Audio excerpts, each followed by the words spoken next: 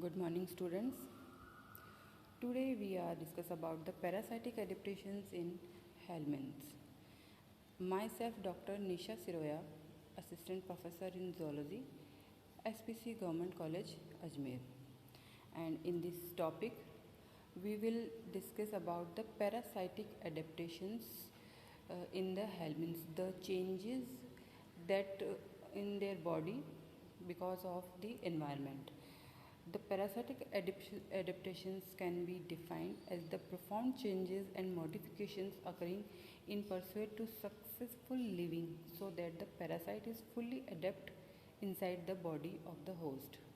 Because they have to live inside the body of the host and according to the environment they have to uh, change their body or their habit so that they can easily live in that environment. So we can categorize these changes in as follows.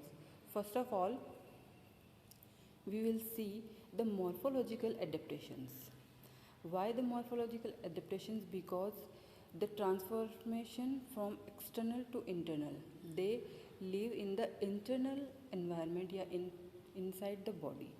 Parasitism undoubtedly began as a chance to contact of one organism with another. Sooner or later, the guests begin to take the food procured by the host, becoming more and more dependent on such food, and many instances was gradually changed from an ecto to endo parasite. So because of this, they have to live inside a body of an animal. So there there are many morphological changes. What are the changes? The structural and functional modification in parasites depend on the degree of parasitism. In successful parasitic group of animals, the modification run in two distinct directions.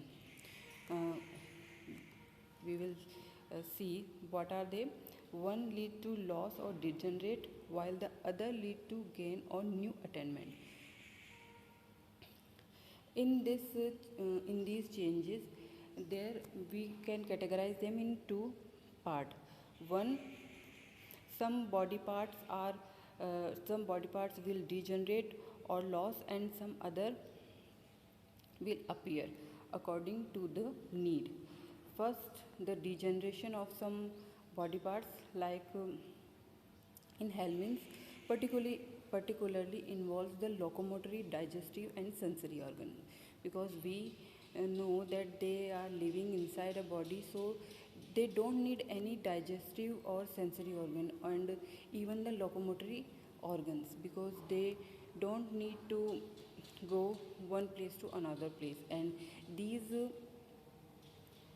digested, or because they use the digested or semi digested food of the host, the organ of locomotion and alimentation have become simplified. They are uh, either absent or become simplified, and because they are mostly useless, so they are in the category of degeneration.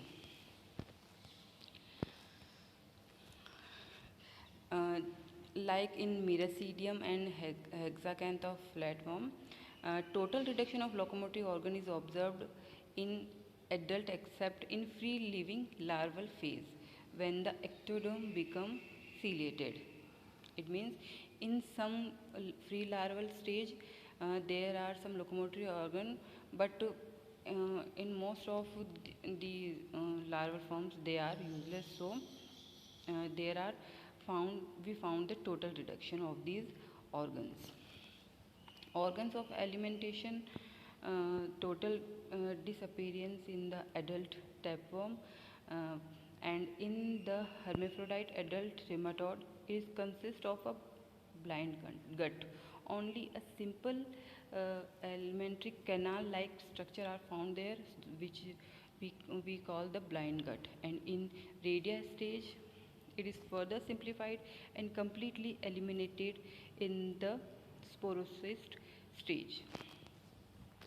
Now, these sensory organs as we know that the environment in which they live, the sensory organs are totally useless, and they are reduced or absent, just like in fasciola and in some endoparasitic platyhelminthes and in some nematodes. The sensory organs are poorly developed and represented by amphids. This condition can be correlated with the sedentary life of endoparasites, in which they live in a more or less uniform host environment. Now we will discuss about new attainment or some new structure which are very useful or very important for the parasitic life. First, the integument. The integument covering the body of the helminths has become greatly modified to serve following three important functions, because some of parasites are have to live in the bile tract or in the intestinal tract. So there are always the integument are found which cover the body, but the integument have to perform some functions, mm, like absorption. The phenomena of absorption is striking in larval stage, which develop in the lymph space of mollusca or in bloodstream, muscle fiber or musculature of vertebrates. And in the adult blood flux in the hepatic portal system and in various species of liver flux like fasciola in the bile duct. So they all are live in such an environment and they need to absorb some nutritional food around there from the environment. In these cases, the body is leaf shaped and dorsoventrally flattened, and the entire integument become thin and undoubtedly serve partly or fully as a mean for food absorption. Like in fasciola hepatica, the body is leaf shaped, and because of this shape, the surface area is increased and it helps in absorption of food. Next is protection against the digestive juice of the host in the case of the larval flukes, which have to pass through stomach in order to reach the bile passes for further development. A cyst capsule is provided as a protection against the digestive juice, because we know that the fasciola is living in the bile tract of the host.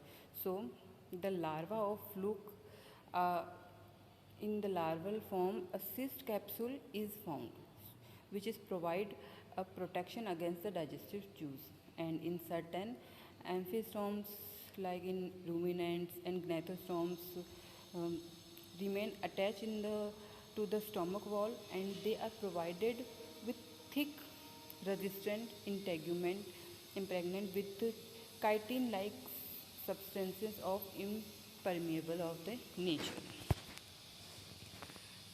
Next is protection against abrasion. Many trematodes living in the intestinal tract are provided with spinous integument to guard against the abrasive action of the food and rockets passing through the gut.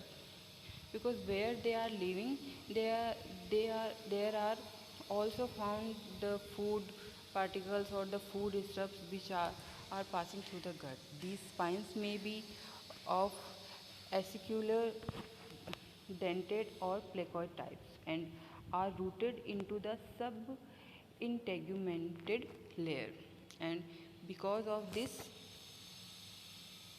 they because of these spines, they make them study in a particular place and they protect them. So in this way, in this lecture we we study about some changes, morphological changes in their body, and so that they can live easily in the body of the host. Uh, in the next lecture, we will discuss about some more changes or some mm, more body structure changes found in their body. So, thank you so much.